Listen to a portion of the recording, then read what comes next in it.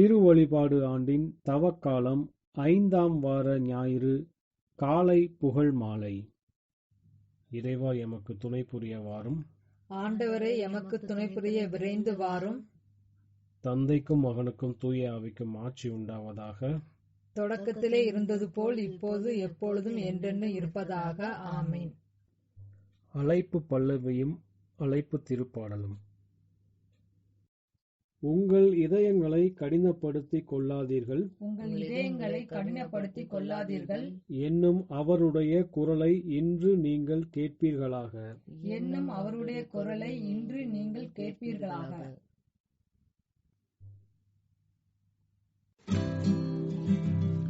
இன்று நீங்கள் அவர் குரலை கேட்டால் உங்கள் இதயங்களை கடினப்படுத்தாதீர்கள். வாருங்கள், ஆண்டவருக்கு புகழ் பாடுவோம், மீட்பளிக்கும் பாறையை ஏற்றி புகழ்வோம்.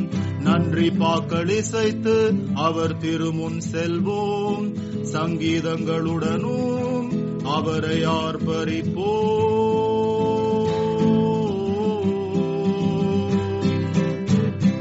இன்று நீங்கள் அவர் குரலை கேட்டால் உங்கள் இதயங்களை கடினப்படுத்தாதீர்கள். ஏனெனில் ஆண்டவர் மகத்துவம் மிக்க கடவுள், தேவர் அனைவருக்கும் பேரரசர். பூமியின் பாதாளம் அவர் கையில் உள்ளது, கடலும் அவருடையதே, அவரே அதை படைத்தார்.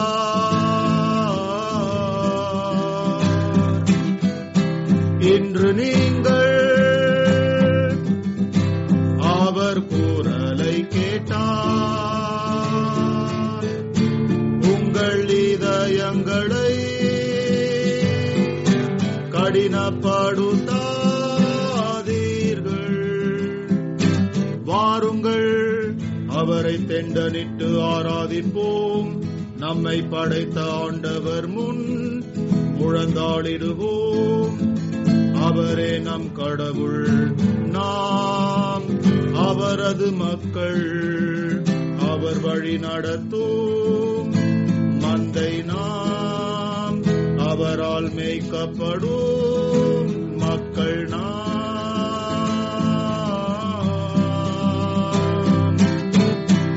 இன்று நீங்கள் அவர் குரலை கேட்டால் உங்கள் இதயங்களை கடினப்படுத்தாதீர்கள். இன்று மட்டும்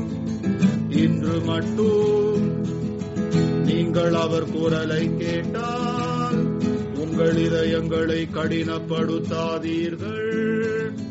மெரிபாவிலும் பாலைவனத்தில் மாசாவின் தினத்தை போல் அங்கே உங்கள் முன்னோர்கள் என்னை சோதித்தனர். என் செயல்களை கண்டிருந்தும் தங்கள் சித்தத்தை செய்ய என்னை கட்டாயப்படுத்தினர். 40 ஆண்டுகளாக இத்தலைமுறையால் நான் சலித்து போனேன்.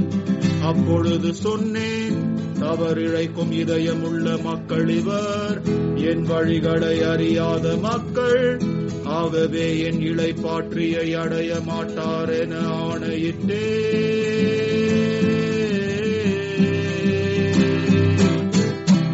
இன்று நீங்கள் அவர் குரலை கேட்டால் உங்கள் இதயங்களை கடினப்படுத்தாதீர்கள்.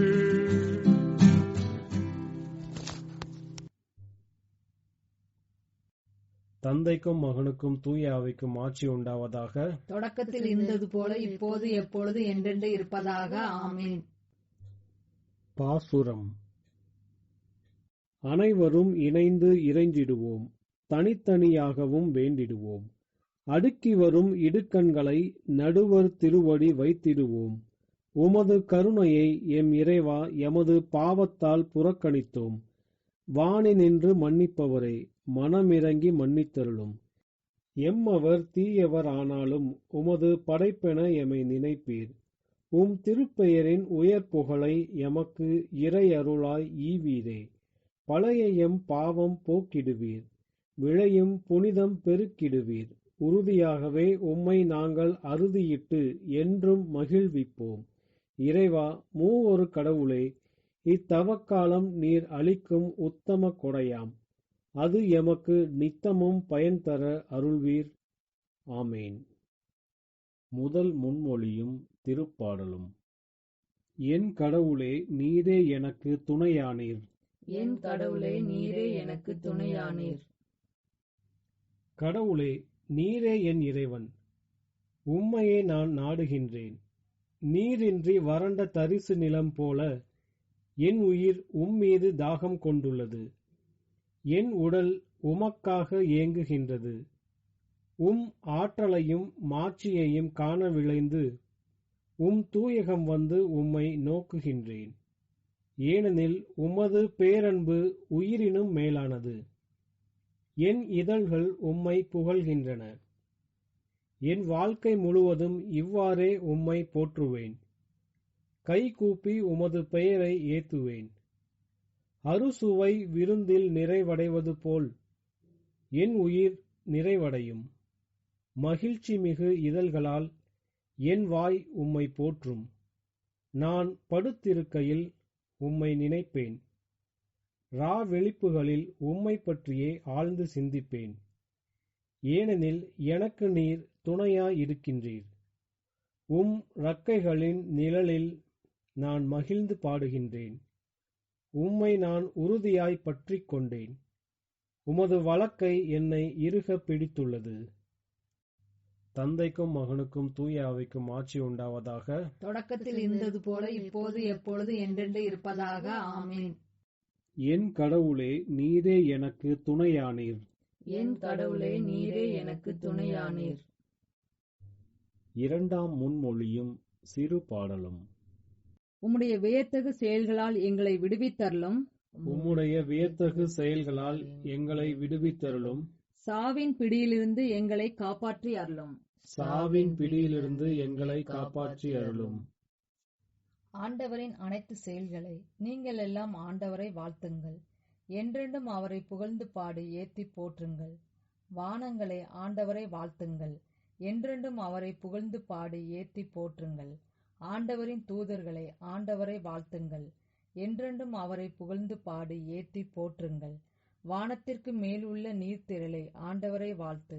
என்றென்றும் அவரை புகழ்ந்து பாடி ஏத்தி போற்றுங்கள். ஆண்டவரின் ஆற்றல்களை நீங்கள் எல்லாம் ஆண்டவரை வாழ்த்துங்கள். கதிரவனை, நிலவை ஆண்டவரை வாழ்த்துங்கள். விண்மீன்களை ஆண்டவரை வாழ்த்துங்கள். என்றென்றும் அவரை புகழ்ந்து பாடி ஏத்தி போற்றுங்கள். மலையே, பனியே நீங்கள் எல்லாம் ஆண்டவரை வாழ்த்துங்கள். காற்று வகைகளை நீங்கள் எல்லாம் ஆண்டவரை வாழ்த்துங்கள். நெருப்பே, வெப்பமே ஆண்டவரை வாழ்த்துங்கள். நடுக்கும் குளிரே, கடும் வெயிலே ஆண்டவரை வாழ்த்துங்கள். என்றென்றும் அவரை புகழ்ந்து பாடி ஏத்தி போற்றுங்கள். பனித்திவளைகளை, பனிமலையை ஆண்டவரை வாழ்த்துங்கள். பனிக்கட்டியே, குளிமையே ஆண்டவரை வாழ்த்துங்கள்.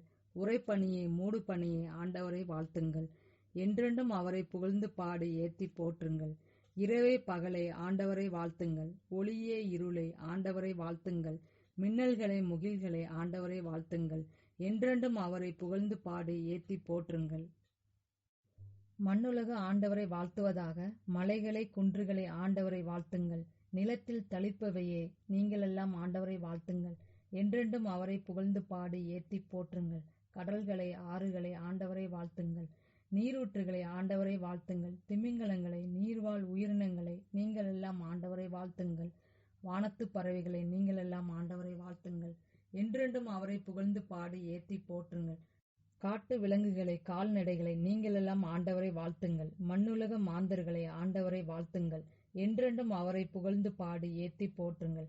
இஸ்ரேல் மக்களை ஆண்டவரை வாழ்த்துங்கள். ஆண்டவரின் குருக்களை ஆண்டவரை வாழ்த்துங்கள். ஆண்டவரின் ஊழியரை ஆண்டவரை வாழ்த்துங்கள். என்றென்றும் அவரை புகழ்ந்து பாடி ஏத்தி போற்றுங்கள். நீதிமான்களை நீங்கள் அனைவரும் ஆண்டவரை வாழ்த்துங்கள். தூய்மையும் மனத்தாழ்ச்சியும் உள்ளோரை ஆண்டவரை வாழ்த்துங்கள். அனனியா, அசரியா, மிசாவேல் ஆண்டவரை வாழ்த்துங்கள். என்றென்றும் அவரை புகழ்ந்து பாடி ஏத்தி போற்றுங்கள். தந்தை, மகன், தூய ஆவியாரை புகழுங்கள். என்றென்றும் அவரை புகழ்ந்து பாடி ஏத்தி போற்றுங்கள். உயர் வானகத்தில் நீர் வாழ்த்த பெறுவீராக. என்றென்றும் நீர் பாடல் பெறவும் மாட்சி அடையவும் தகுதியுள்ளவர். உம்முடைய வியத்தகு செயல்களால் எங்களை விடுவித்தருளும். உம்முடைய வியத்தகு செயல்களால் எங்களை விடுவித்தருளும். சாவின் பிடியிலிருந்து எங்களை காப்பாற்றி அருளும். சாவின் பிடியிலிருந்து எங்களை காப்பாற்றி அருளும். மூன்றாம் முன்மொழியும் திருப்பாடலும். மானிட மகன் மாட்சி பெற வேண்டிய நேரம் வந்துவிட்டது. மானிட மகன் மாட்சி பெற வேண்டிய நேரம் வந்துவிட்டது. புதியதோர் பாடலை ஆண்டவருக்கு பாடுங்கள்.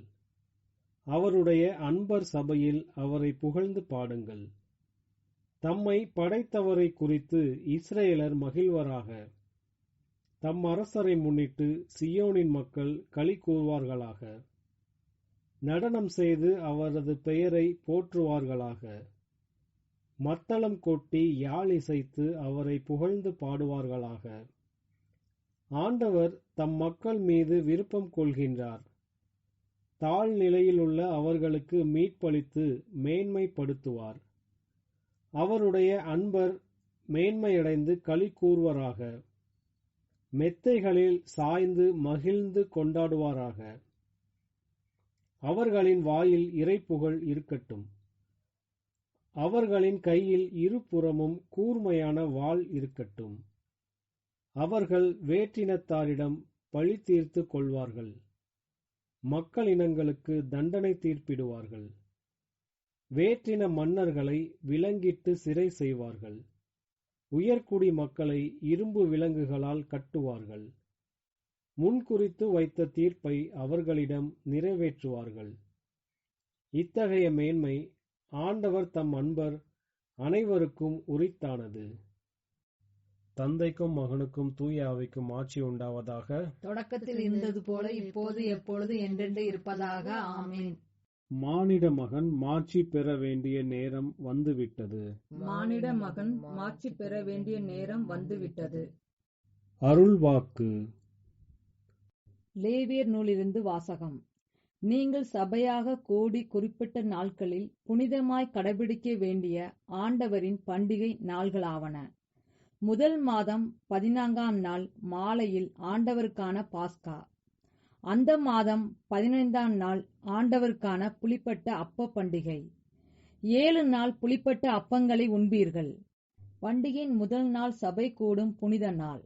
அன்று வேலை செய்யலாகாது. 7 நாளும் ஆண்டவருக்கு எரிபலி செலுத்த வேண்டும். 7ஆம் நாள் சபை கூடும் புனித நாள். அன்று வேலை செய்யலாகாது.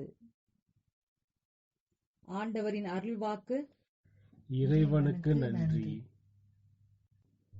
சிறு மறுமொழி. கிறிஸ்துவே, உயிருள்ள கடவுளின் மகனே, எங்கள் மேல் இரக்கமாயிரும். கிறிஸ்துவே, உயிருள்ள கடவுளின் மகனே, எங்கள் மேல் இரக்கமாயிரும். எங்கள் பாவங்களுக்காக நீர் காயமடைந்தீர். கிறிஸ்துவே, உயிருள்ள கடவுளின் மகனே, எங்கள் மேல் இரக்கமாயிரும். தந்தைக்கும் மகனுக்கும் தூய ஆவிக்கும் ஆட்சி உண்டாவதாக. கிறிஸ்துவே, உயிருள்ள கடவுளின் மகனே, எங்கள் மேல் இரக்கமாயிரும். முதல் வாசகம். மோசேயின் பணிவு மற்றும் மகத்துவம். எண்ணிக்கை நூலிலிருந்து வாசகம். மோசே எத்தியோப்பிய பெண்ணை மணந்திருந்தார். அவன் மணந்திருந்த எத்தியோப்பிய பெண்ணை முன்னிட்டு மிரியாவும் ஆரோனும் அவருக்கு எதிராக பேசினார். அவர்கள், ஆண்டவர் உண்மையில் மோசே வழியாக மட்டுமா பேசியுள்ளார்? அவர் எங்கள் வழியாகவும் பேசவில்லையா என்றனர். ஆண்டவர் இதனை கேட்டார். பூ உலகின் அனைத்து மாந்தரிலும் மோசே சாந்தமிகு மானிடராய் திகழ்ந்தார். உடனே ஆண்டவர் மோசே, ஆரோன், மிரியாம் ஆகியோரிடம், நீங்கள் மூவரும் சந்திப்பு கூடாரத்துக்கு அருகே வாருங்கள் என்றார். அவர்கள் மூவரும் வந்தனர். மேகத்தூண் ஒன்றில் ஆண்டவர் இறங்கி வந்து கூடார வாயில் அருகே நின்று ஆரோனையும் மிரியாவையும் அழைத்தார். அவர்கள் இருவரும் முன் வந்தனர். அவர் கூறியது, என் வார்த்தைகளை கேளுங்கள். உங்களுக்குள் இறைவாக்கினன் ஒருவன் இருந்தால், ஆண்டவராகிய நான் ஒரு காட்சியின் வழியாக அவனுக்கு என்னை வெளிப்படுத்துவேன். கனவில் அவனோடு பேசுவேன். ஆனால் என் அடியான் மோசேயோடு அப்படி அல்ல. என் வீடு முழுவதிலும் அவனே நம்பிக்கைக்கு உரியவன். நான் அவனோடு பேசுவது மறைபொருளாக அல்ல, நேர்முகமாகவும் தெளிவாகவும் இருக்கும். ஆண்டவர் உருவையும் அவன் காண்கிறான். பின்னர் ஏன் என் அடியான் மோசேக்கு எதிராக பேச நீங்கள் அஞ்சவில்லை? மேலும் ஆண்டவரின் சினம் அவர்கள் மேல் மூண்டது. அவர் அகன்று சென்றார். கூடாரத்தின் மேலிருந்து மேகம் அகன்றதும் மிரியாமை பனி போன்ற வெண்மையான தொழுநோய் பிடித்தது. ஆரோன் மிரியாம் பக்கம் திரும்பவே அவள் தொழுநோயாளியாயிருக்க கண்டான். ஆரோன் மோசேயிடம், என் தலைவரே, அறிவீனமாக நாங்கள் செய்த பாவத்தை எங்கள் மேல் சுமத்த வேண்டாம். தாயின் வயிற்றிலிருந்து செத்து பிறந்த அரைகுறை குழந்தை போன்று இவள் ஆகாதிருக்கட்டும் என்றார். மோசே ஆண்டவரிடம் முறையிட்டு, கடவுளே, இவளை குணமாக்க வேண்டுகிறேன் என்றார். ஆனால் ஆண்டவர் மோசேயிடம், அவள் தந்தை அவள் முகத்தில் காரி துப்பியிருந்தால் 7 நாட்கள் அவள் வெட்கப்பட வேண்டாமோ? பாளையத்திற்கு புறம்பே அவள் 7 நாட்கள் விலக்கப்பட்டிருக்கட்டும். அதன் பின் மீண்டும் அவள் உள்ளே கொண்டு வரப்படலாம் என்றார். அவ்வாறே மிரியாம் 7 நாட்கள் பாளையத்திற்கு புறம்பே விலக்கப்பட்டிருந்தாள். மிரியாம் மறுபடியும் உள்ளே கொண்டு வரப்படும் வரை மக்கள் தங்கள் பயணத்தை தொடரவில்லை. அதன் பின் மக்கள் அசரோத்திலிருந்து புறப்பட்டு பாரான் பாலை நிலத்தில் பாளையம் இறங்கினர். ஆண்டவரின் அருள்வாக்கு. இறைவனுக்கு நன்றி. இரண்டாம் வாசகம். அசுத்தம் என்ற தொழுநோயினின்று பரிகாரத்தால் நம்மை நாம் சுத்திகரிப்போம். பிரஸ்பீட்டரான ஆரிஜன் என் ஆகமத்தை குறித்து ஆற்றிய பேருரைகளிலிருந்து வாசகம். அப்போஸ்தலர் கூறுகின்றார், இவை அனைத்தும் ஒரு உதாரணத்திற்காக அவர்களுக்கு நிகழ்ந்தன, நமக்கு ஒரு எச்சரிக்கையாக எழுதப்பட்டுள்ளது. நான் கேட்கின்றேன், ஆரோனும் மிரியாமும் மோய்சனுக்கு எதிராக முணுமுணுத்ததால் தண்டிக்கப்பட்டு மிரியாம் தொழுநோயாளி ஆனாள் என்பதை நாம் வாசிக்கப்படும் பொழுது என்ன எச்சரிக்கையை நாம் பெற்றுக்கொண்டோம். இருப்பினும் அந்த தண்டனையின் முக்கியத்துவம் எத்தகையது என்றால், மிரியாம் தொழுநோயாளியாய் இருந்த 1 வாரம் முழுவதும் இறைமக்கள் வாக்களிக்கப்பட்ட நாட்டிற்கு முன்னேறவில்லை. சான்று பகரும் கூடாரம் நகரவில்லை. இந்நிகழ்ச்சியிலிருந்து முதலாவது பயனுள்ள விதத்திலும் அவசியமாகவும் என் சகோதரனை தூற்றலாகாது மற்றும் அயலானை குறித்து தீயது பேசலாகாது மற்றும் புனிதருக்கு எதிராக மட்டுமன்றி எவருக்கு எதிராகவும் என் வாயை திறந்து குறை சொல்லலாகாது. இறைவனது சினம் எத்துணை பெரியதாய் இருந்ததென்றால் இதனால் அவர் தண்டனையும் கவனிக்கத்தக்கதாய் இருந்தது. ஆகவே அவர்கள் மோயிசனுக்கு எதிராய் முணுமுணுத்ததால் ஆன்மாவின் தொழுநோயை பெற்று அவர்களின் நெருக்கத்தில் தொழுநோயாளிகளாய் இருந்தனர்.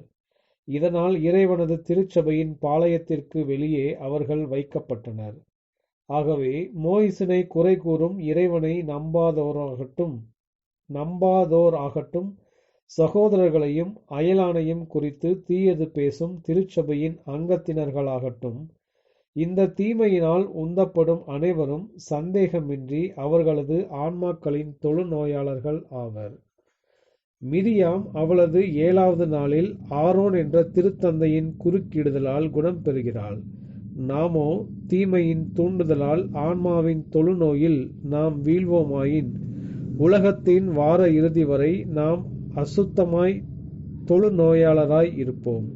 அதாவது உயிர்த்தெழுதலின் காலம் வரை, அதாவது மனம் திரும்ப நேரம் உள்ள போதே நாம் நம்மை திருத்திக் கொண்டு ஆண்டவராகிய இயேசுவிடம் நாம்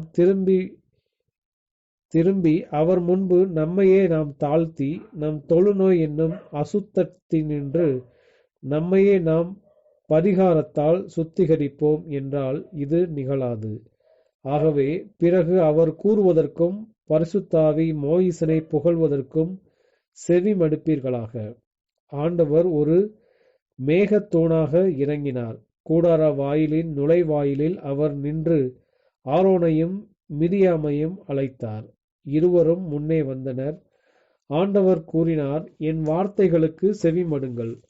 உங்களில் ஒருவர் இறைவாக்கினராய் இருந்தால் ஆண்டவராகிய நான் அவருக்கு என்னை வெளிப்படுத்தி கனவுகளில் அவரோடு பேசுவேன். ஆனால் என் ஊழியன் மோயிசனுக்கு அவ்வாறல்ல. என் முழு வீட்டிலும் அவரே விசுவாசத்தின் மனிதன். முகமுகமாய் அவரோடு பேசுவேன். புதிர்களில் அல்ல, திருக்காட்சிகளில் அவர் ஆண்டவரின் சாயலை காண்கிறார். என் ஊழியன் மோயிசனுக்கு எதிராக பேசுவதற்கு நீங்கள் ஏன் அஞ்சவில்லை? ஆண்டவரின் சினம் அவர்களுக்கு எதிராய் எழுந்தது. அவர் சென்று விட்டார். கூடாரத்திற்கு மேலிருந்து மேகம் விலகிவிட்டது. இதோ, மிரியாம் தொழுநோயாளியாய் பனியைப் போல் வெள்ளையாய் ஆகிவிட்டாள். குறை கூறியவர்கள் வருவித்துக் கொண்ட தண்டனையை நீங்கள் கண்டீர்களா? எவரை குறித்து தீயதாய் பேசினார்களோ அவருக்கு மாறாக புகழை பெற்று தந்ததையும் கண்டீர்களா? அவர்களுக்கோ அவமானம், அவருக்கோ பகட்டு, அவர்களுக்கோ தொழுநோய், அவருக்கோ மாட்சிமை, அவர்களுக்கே வெட்கம், அவருக்கோ மாண்பு. ஆகவே அப்போஸ்தலர் அடையாளங்கள் மற்றும் உருவகங்களின் முக்கியத்துவத்தை விளக்கியவர் கூறுகிறார், நம் தந்தையர் அனைவரும் மேகத்திற்கு கீழே இருந்தனர். மோயிசனின் பொருட்டு ஞானஸ்நானம் பெற்றனர். மேகத்திலும் கடலிலும் அதே ஆன்மீக உணவை உண்டனர். அவர்களோடு வந்த அதே ஆன்மீக பாறையினின்று பருகினர். அந்த பாறை கிறிஸ்துவே. சின்னப்பர் எவ்வாறு சட்டத்தின் அடையாளங்களை விளக்கி மோயிசினை பின் சென்ற பாறை எவ்வாறு அதன் பொருளை கற்பிக்கின்றார் என்பதை பாருங்கள். சொல்லப்போனால் அந்த பாறை கிறிஸ்துவே. இப்பொழுது கடவுள் சட்டம் வழியாக முகமுகமாய் பேசுகின்றார். முன்பு ஞானஸ்நானம் மேகத்தினாலும் கடலினாலும் உருவகமாய் ஆனது. இப்பொழுது உண்மையில் தண்ணீரிலும் ஆவியிலும் புத்துணர்ச்சி. அப்பொழுது அடையாளமான உணவாக மன்னா. இப்பொழுது உண்மையில் வார்த்தையின் மாமிசமே மெய்யான உணவு. அவரே கூறுவது போல், என் தசை மெய்யான உணவு, என் இரத்தம் மெய்யான பானம். பிரஸ்பீட்டரான ஆரிஜன் என் ஆகமத்தை குறித்து ஆற்றிய பேருரைகளிலிருந்து வாசகம். இன்றைய நற்செய்தி வாசகம். யோவான் எழுதிய தூய நற்செய்தியிலிருந்து வாசகம். அக்காலத்தில் வழிபாட்டுக்காக திருவிழாவுக்கு வந்தோருள் கிரேக்கர் சிலரும் இருந்தனர். இவர்கள் கலிலேயாவிலுள்ள பெத்சாயிதா ஊரை சேர்ந்த பிலிப்பிடம் வந்து, ஐயா, இயேசுவை காண விரும்புகிறோம் என்று கேட்டுக்கொண்டார்கள். பிலிப்பு அந்திரேயாவிடம் வந்து அது பற்றி சொன்னார். அந்திரேயாவும் பிலிப்பும் இயேசுவிடம் சென்று அதை தெரிவித்தனர். இயேசு அவர்களை பார்த்து, மானிட மகன் மாட்சி பெற வேண்டிய நேரம் வந்துவிட்டது. கோதுமை மணி மண்ணில் விழுந்து மடியாவிட்டால் அது அப்படியே இருக்கும். அது மடிந்தால்தான் மிகுந்த விளைச்சலை அளிக்கும் என உறுதியாக உங்களுக்கு சொல்கிறேன். தமக்கென்றே வாழ்வோர் தம் வாழ்வை இழந்து விடுவர். இவ்வுலகில் தம் வாழ்வை பொருட்டாக கருதாதோர் நிலை வாழ்வுக்கு தம்மை உரியவராக்குவர். எனக்கு தொண்டு செய்வோர் என்னை பின்பற்றட்டும். நான் இருக்கும் இடத்தில் என் தொண்டரும் இருப்பர். எனக்கு தொண்டு செய்வோருக்கு தந்தை மதிப்பளிக்கிறார் என்றார். மேலும் இயேசு, இப்போது என் உள்ளம் கலக்கமுற்றுள்ளது. நான் என்ன சொல்வேன்? தந்தையே, இந்த நேரத்திலிருந்து என்னை காப்பாற்றும் என்பேனோ? இல்லை, இதற்காகத்தானே இந்நேரம் வரை வாழ்ந்திருக்கிறேன். தந்தையே, உம் பெயரை மாட்சிப்படுத்தும் என்றார். அப்போது வானிலிருந்து ஒரு குரல், மாட்சிப்படுத்தினேன், மீண்டும் மாட்சிப்படுத்துவேன் என்று ஒலித்தது. அங்கு கூட்டமாய் நின்று கொண்டிருந்த மக்கள் அதை கேட்டு அது இடி முழக்கம் என்றனர். வேறு சிலர் அது வானதூதர் ஒருவர் அவரோடு பேசிய பேச்சு என்றனர். இயேசு அவர்களை பார்த்து, இக்குரல் என் பொருட்டு அல்ல, உங்கள் பொருட்டே ஒலித்தது. இப்போதே இவ்வுலகு தீர்ப்புக்கு உள்ளாகிறது. இவ்வுலகின் தலைவன் வெளியே துரத்தப்படுவான். நான் மண்ணிலிருந்து உயர்த்தப்படும் போது அனைவரையும் என் பால் ஈர்த்துக் கொள்வேன் என்றார். தாம் எவ்வாறு இறக்கப் போகிறார் என்பதை குறித்தே என்பதை குறிப்பிட்டே இப்படி சொன்னார். ஆண்டவரின் அருள்வாக்கு. கிறிஸ்துவே உமக்கு புகழ். செக்கரியாவின் பாடல் முன்மொழியுடன். நம் நண்பன் லாசர் தூங்குகிறான், நம் நண்பன் லாசர் தூங்குகிறான், நான் அவனை எழுப்புவதற்காக போகிறேன். நான் அவனை எழுப்புவதற்காக போகிறேன்.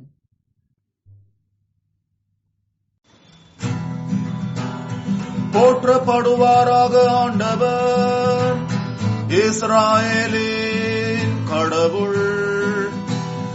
ஏனெனில் அவர் வருகை தந்து தம் மக்களை மீட்டார், எழுப்பினார் மீட்பின் வல்லமையை. தமது ஊழியனான தாவீதின் குலத்திலே முற்காலத்தில் இருந்தே கொடுத்த வாக்குறுதியின் படியே தமது புனித இறைவாக்கினர்களின் வாய் வழியாக நம் எதிரிகளிடமிருந்து நம்மை மீட்பாரென நம்மை வெறுக்கும் அனைவரது கரங்களினின்றும் இவ்வாறு நம் முன்னோருடன் அவர் கொண்ட இரக்கத்தை நிறைவேற்றி அவர் புனித உடன்படிக்கையையும் நம் தந்தையாம் ஆபிரகாமுக்கு கொடுத்த வாக்குறுதியையும் நினைவு கூர்ந்து பயத்தினின்று நம்மை மீட்பாரென நம் எதிரிகளின் கரங்களினின்று நம்மை காப்பாற்றுவாரென புனிதத்திலும் நீதியிலும் எந்நாளும் அவர் முன் பணிபுரிய போற்றப்படுவாராக ஆண்டவர், இஸ்ராயேலின் கடவுள். ஏனெனில் அவர் வருகை தந்து தம் மக்களை மீட்டார், எழுப்பினார் மீட்பின் வல்லமையை. தமது ஊழியனான தாவீதின் குலத்திலே. நீயோ பாலனே உன்னதரின் வாக்குரைப்பவன் எனப்படுவாய், ஏனெனில் நீ ஆண்டவருக்கு முன் செல்வாய். அவரது வழியை தயாரிக்க அவரது மக்களுக்கு மீட்பையும் பாவ மன்னிப்பையும் அறிவிக்க நம் கடவுளின் இளகிய இரக்கத்தின் பொருட்டு வானினின்று ஒரு இளஞாயிறு நம் பால் வருகை தரும். இருளிலும் மரண நிழலிலும் இருப்போருக்கு ஒளி காட்ட அமைதி பாதையில் நம் காலடிகளை செலுத்த போற்றப்படுவாராக ஆண்டவர், இஸ்ராயேலின் கடவுள். ஏனெனில் அவர் வருகை தந்து தம் மக்களை மீட்டார், எழுப்பினார் மீட்பின் வல்லமையை. தமது ஊழியனான தாவீதின் குலத்திலே. தந்தைக்கும் மகனுக்கும் தூய ஆவிக்கும் ஆட்சி உண்டாவதாக. தொடக்கத்தில் இருந்தது போல இப்போது எப்பொழுது என்றென்று இருப்பதாக. ஆமீன். நம் நண்பன் லாசர் தூங்குகிறான், நம் நண்பன் லாசர் தூங்குகிறான், நான் அவனை எழுப்புவதற்காக போகிறேன். நான் அவனை எழுப்புவதற்காக போகிறேன். மன்றாட்டுகள். இந்த மீட்பின் நாளுக்கு நம்மை அழைத்து வந்த நம் மீட்பரை வாழ்த்தி மன்றாடுவோம். ஆண்டவரே, புதிய ஆவியை எங்களுக்குள் படைத்தருளும். எம் வாழ்வாகிய கிறிஸ்துவே, நாங்கள் புது வாழ்வு பெற்றவர்களாய் வாழும்படி திருமுழுக்கின் வழியாய் உம்மோடு அடக்கம் செய்யப்பட்டோம். இன்று அந்த புது வாழ்வின் பாதையில் எங்களை நடத்திச் செல்லும். ஆண்டவரே, புதிய ஆவியை எங்களுக்குள் படைத்தருளும். ஆண்டவரே, நீர் சென்ற இடமெல்லாம் ஒவ்வொருவருக்கும் நன்மையே செய்து கொண்டு வந்தீர். நாங்கள் அனைவருடைய பொது நலனை பற்றி அக்கறை கொள்ள செய்தருளும். ஆண்டவரே, புதிய ஆவியை எங்களுக்குள் படைத்தருளும். இவ்வுலக அரசை கட்டி எழுப்புவதில் நாங்கள் பிற மக்களோடு சேர்ந்து உழைக்க எங்களுக்கு உதவி செய்தருளும். ஆயினும் நாங்கள் ஒருபோதும் உம்முடைய விண்ணுலக ஆட்சியை பற்றிய தொலைநோக்கை இழந்து விடாதிருக்க செய்தருளும். ஆண்டவரே, புதிய ஆவியை எங்களுக்குள் படைத்தருளும். ஆன்மாவையும் உடலையும் குணப்படுத்தும் மருத்துவரே, சீரழிந்த எம் வாழ்வை செம்மைப்படுத்தும் உமது தூய்மையின் அனைத்து ஆசிகளையும் நாங்கள் பெறச் செய்தருளும். ஆண்டவரே, புதிய ஆவியை எங்களுக்குள் படைத்தருளும். நம்முடைய தனிப்பட்ட மன்றாட்டுகள்.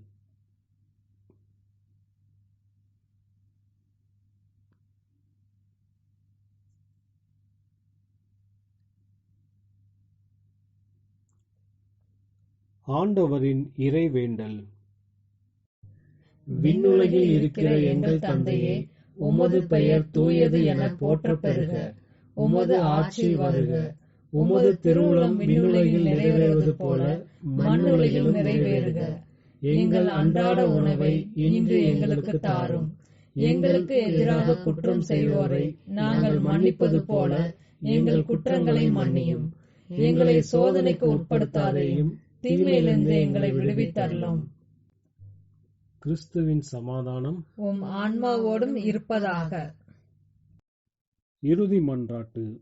எங்களை வழிநடத்தும் ஆண்டவராகிய கடவுளே, உம் மகன் எங்களுக்காக சாவு வரைக்கும் தம்மையே கையளிக்கும் அளவுக்கு உலகின் மேல் அன்பு கொண்டார். உம்முடைய அருளினால் எங்களை பலப்படுத்தி அதே அன்பினால் வாழும் விருப்பமுள்ள இதயத்தை எங்களுக்கு தந்தருள்வீராக. உம்மோடு தூய ஆவியின் ஒன்றிப்பில் இறைவனாய் என்றென்றும் வாழ்ந்து ஆட்சி செய்கின்ற எங்கள் ஆண்டவரும் உமது திருமகனுமாகிய இயேசு கிறிஸ்து வழியாக உம்மை மன்றாடுகிறோம். ஆமென். ஆண்டவர் நம்மை ஆசீர்வதித்து தீமைகள் அனைத்தினின்றும் பாதுகாத்து நிலை வாழ்வுக்கு அழைத்துச் செல்வாராக. ஆமென்.